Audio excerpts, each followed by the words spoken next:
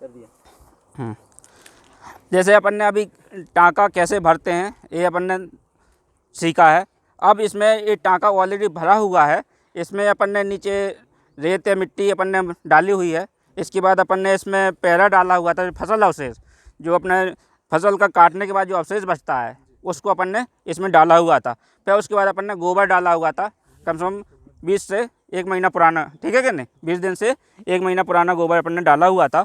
तो इसके बाद इसमें अपन ने मदर कल्चर डाला हुआ था, जिसमें अपने केंचुए थे, कुकुन थे और वो केंचुए के बच्चे थे, है कि नहीं। और साथ में इसमें अपन ने प्री डाइजेस्ट मटेरियल डाला था ताकि केंचुए के लिए तत्काल भोजन मिल सके। उसको बोलते हैं अपन प्री डाइजेस्ट मटेरियल, मतलब आधा सड़ा हुआ गोबर, है कि नहीं। तो केंचुए क्या इसमें अपन ने ताज़ा गोबर भरते, तत्काल ताज़ा गोबर नहीं खाते केंचुए, वो सड़ा हुआ तत्काल अर्ध सड़ा गोबर जिसको अपन प्री डाइजेस्ट मटेरियल बोलते हैं, वो खाना स्टार्ट कर देते, तत्काल भोजन मिलना उसको चालू हो जाता है, ठीक है ना। तो वो अपन ने डाला हुआ था। तो कम से कम सर ये कितने दिन का सड़ा गोबर होना चाहिए? कम से कम अपना 20 दिन से पुराना गोबर होना चाहिए। 1 महीना पुराना गोबर है तो भी चलेगा, 1.5 महीने में। ज़्यादा भी सड़ा गोबर नहीं होना चाहिए, है कि नहीं। ज़्यादा पुराना दिन का गोबर है, कंडा बन गया, सूख गया है, तो वो केंचुआ नहीं खाएगा, है कि नहीं। तो लगभग इसमें अपन ने मदर कल्चर डाला हुआ है। मदर कल्चर डालने के बाद केंचुआ खाद बनना स्टार्ट हो गया है कि नहीं। इसमें अपन देखेंगे तो केंचुआ अभी आपको मिलेगा, ठीक है। ये चाय की पत्ती की तरह दिख रहा है, ये केंचुआ खाद बन चुकी है। चाय की पत्ती की तरह जो दिख रही ना, ये केंचुआ खाद है, ठीक है। और इसके नीचे अपन देखेंगे तो केंचुआ भी निकलेंगे, ठीक है। नीचे अपन ये देखो, ये ठीक है, ये केंचुए हैं, ठीक है। ये देखो कितना बड़ा बड़ा है, देखो आपस में वो थे, मतलब इसमें क्रॉस भी चलता रहता है, ठीक है। अंदर ये केंचुए हैं, ठीक है। तो एक खाद बनाना स्टार्ट है इनका, है क्या नहीं। इसको बोलते हैं एपीजैक केंचुआ, एपीजैक, ठीक है। कहाँ मिलता है सर ये?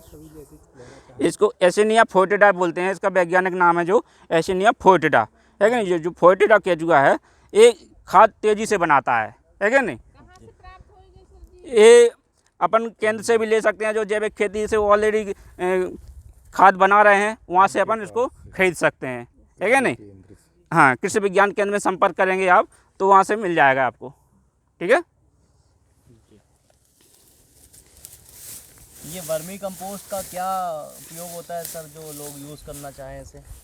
देखिए, वर्मी कंपोस्ट का उपयोग जैविक खेती के में बहुत बड़ा मतलब उपयोगी है। ये क्या करता है, मिट्टी के भौतिक गुण, जैविक गुण और रासायनिक गुण, तीनों गुणों को सुधारता है कि नहीं। मतलब मिट्टी की जो स्वास्थ्य है उसको मजबूत बनाता है, मतलब मिट्टी को स्वस्थ बनाता है, मिट्टी को उर्वरक बनाता है, मतलब उपजाऊ मिट्टी, है कि नहीं। और साथ में मिट्टी के जब इसको खेत में अपन डालते हैं तो मिट्टी में पोषक तत्वों की मात्रा बढ़ जाती है, और साथ में मिट्टी की जो संरचना है वो सुधार हो जाता है, और मिट्टी में जल धारण क्षमता बढ़ जाती है। जल धारण मतलब जो बरसात का पानी खेत में गिरा तो वर्मी कंपोस्ट खेत में रहेगा तो पानी ज़्यादा समय तक सोख के रखेगी, है कि नहीं। हवा में उड़ नहीं पाएगा, पानी ज़्यादा बह नहीं पाएगा, नमी बनी रहेगी, है कि नहीं। आने वाली जब दूसरी फसल अपन बोएंगे तो खेत में नमी रहेगी, तो उसको कम पानी देने की आवश्यकता पड़ेगी, है कि नहीं। तो ये नमी को सोख के रखती है कि नहीं। भाइयों को वर्मी बेड सर कहाँ से उपलब्ध होगा अगर इन्हें खरीदना हो तो? वर्मी बेड तो आसानी से मिल जाते हैं, जो अपनी खाद बीज वाली दुकान होती है ना, वहाँ से अपन खरीद सकते हैं। और दूसरी बात, अपने ग्राम सेवक भाई जो होते हैं डिपार्टमेंट कृषि विभाग में, वहाँ से कुछ उनके पास आत्मा परियोजना के साथ भी कुछ सब्सिडी में भी प्राप्त हो जाते हैं, तो आप वहाँ से भी संपर्क कर सकते हैं, तो वहाँ से भी ले सकते हैं। ये करीब इसकी अगर जो नॉर्मल ख़रीदना चाहते हैं, ये 2500 से लेकर 3000 तक इसका एक बेड का खर्चा आता है। ये आसानी से मार्केट में मिल जाता है। विकास खंडों में मिलने लगा हाँ सर। इसमें चींटियों का भी अटैक होता है, दीमक, तो हाँ, चींटियों का अटैक है तो चींटियों के अटैक के लिए अपन को मिर्ची का घोल बना के इस पर डालना पड़ेगा, है क्या नहीं। ताकि मिर्ची और लहसुन का घोल रहेगा तो उससे क्या होता है, चींटी दूर भागती हैं, है क्या नहीं। और अगर अपन किनारे पर नाली खोद दें और उसमें पानी या मिट्टी का तेल डाल दें तो भी चींटियों का अटैक नहीं होता है क्या नहीं। किसी का और कोई क्वेश्चन? खरपतवार में जैसे गोबर में हाँ खरपतवार के बीज रहते हैं, हाँ हाँ। क्या क्वेश्चन है इनका सर, आप बोलिएगा फिर। केंचुआ उनको नष्ट कर देता है या फिर नहीं कर पाता? देखिए, क्वेश्चन क्या पूछा इन्होंने? क्वेश्चन इन्होंने ये है कि खरपतवार के कुछ बीज होते हैं गोबर में, है क्या नहीं, तो वो उसको केंचुआ ख़त्म कर पाता है कि नहीं कर पाता है। अगर बीज उसमें सड़ गया है तो केंचुआ खा लेगा, अगर बीज नहीं सड़ा है तो केंचुआ नहीं खा पाएगा, है क्या नहीं। तो उसके लिए अपन क्या करते हैं, अपना नमी बराबर है तो जैसे गोबर का खाद लिया अपन ने तो उसमें बीज तो होंगे नहीं क्योंकि वो ऑलरेडी डाइजेस्ट मटेरियल है क्या नहीं। अगर आपने बाहर से खरपतवार मिलाए हैं तो अपन को कोशिश करना है कि इसमें गाजर घास का ना हो, है क्या नहीं, गाजर घास का खरपतवार ना हो। तो उसमें क्या होता है कि बराबर अपना सही रहेगा, मतलब जो अपनी खाद है उसमें बीज नहीं, वो खरपतवार के बीज नहीं रहेंगे, गुठली वाले बीज नहीं होने चाहिए खास तौर से, है क्या नहीं। जो छोटे वाले बीज हैं वो सड़ जाएंगे, वो केंचुआ खा लेगा, लेकिन जो गुठली वाले हैं वो हार्ड वाले, वो इसमें सड़ेगा नहीं और केंचुआ खा नहीं पाएगा, है क्या नहीं। तो उसके खेत में संभावना, मतलब जब इसकी छनाई करेंगे तो वो छनाई में बाहर आ जाता है, ठीक है, तो खेत में नहीं पहुंच पाता है, तो वो उससे भी कंट्रोल हो जाता है। इधर मिलेगा नीचे, ज़्यादा नीचे नहीं मिलेगा, ठीक है, तो उसके द्वारा भी अपना कंट्रोल हो जाता है क्या नहीं। जो बारीक बीज होते हैं ना वो सड़ जाते हैं, धीरे मिलेगा, यहाँ मिलेगा, ठीक है, ये गर्मी में जो है अंदर चले जाते हैं। हाँ, ठीक है। तो क्या होता है, केंचुए को चाहिए होता है अंधेरा स्थान, केंचुए का जो अंधेरा स्थान पसंद करता है, जितना अंधेरा होगा केंचुआ उतना ही तेज़ी से काम करेगा, है क्या नहीं।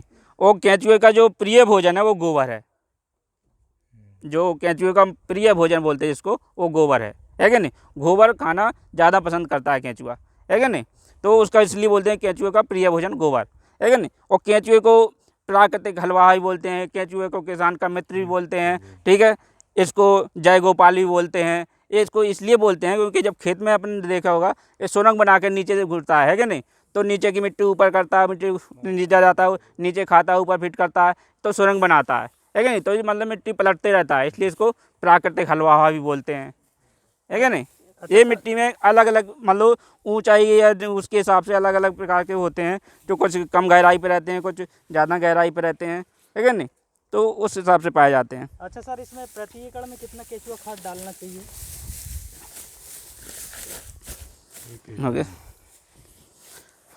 देखिए